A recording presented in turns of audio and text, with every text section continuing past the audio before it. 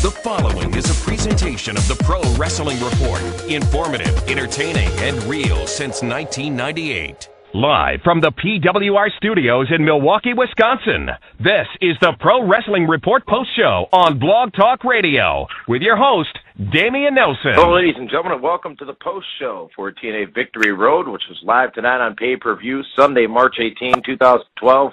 Damian Nelson coming to you here with David Hero to talk about tonight's TNA Victory Road pay-per-view. We're going to be taking your phone calls in just a few minutes as we enter the phone zone. The number you can call into is 347-996-5278. Again, that's 347-996-5278. And, David, I would say that this pay-per-view, Victory Road, definitely ended in a unique fashion. However, not nearly as unique as last year's ending, which featured that unfortunate situation with Jeff Hardy.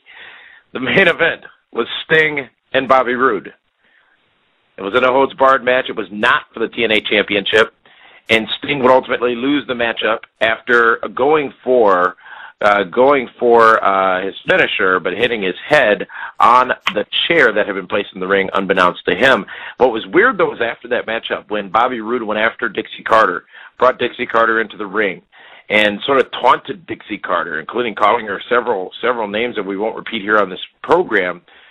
But while in concept it was great, in execution it was awkward.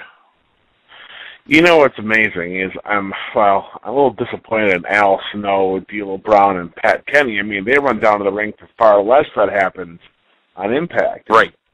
Here you got, Dixie Carter in the ring getting berated, yelled at, cussed at, manhandled by Bobby Roode. I get they're trying to get Bobby Roode over as this just legitimate badass tough guy doesn't care about nothing.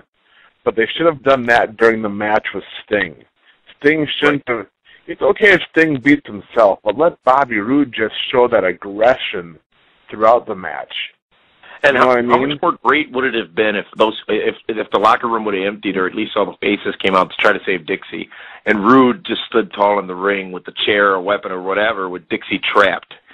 That would have made a lot more sense. It would have been a much better visual to go off the air with, as opposed to what started off as being, okay, this is neat. This is what they need to do to get some heat. This is what they need to do to give Dixie some prominence, to portray her as a vulnerable character. But at the end, unfortunately, what could have been great fell a bit flat. Yeah.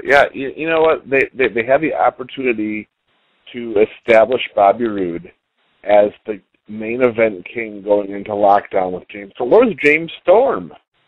Why wasn't he even out? I mean, and then of course they're trying to wipe off the face paint and put it on Dixie, but that's not working. But Dave's not actually taking it off instead of pretending to. Yeah, in theory, I'm guessing it sounded good in the production meetings, but boy, it did not translate well on TV at all. It is a shame because the pay-per-view overall was solid. I mean, very solid. There were some good matches tonight. Unfortunately, the broadcast team didn't want to talk about those. But, what could have been a hot pay-per-view with a good, strong finish going into their big lockdown on the road pay-per-view, they really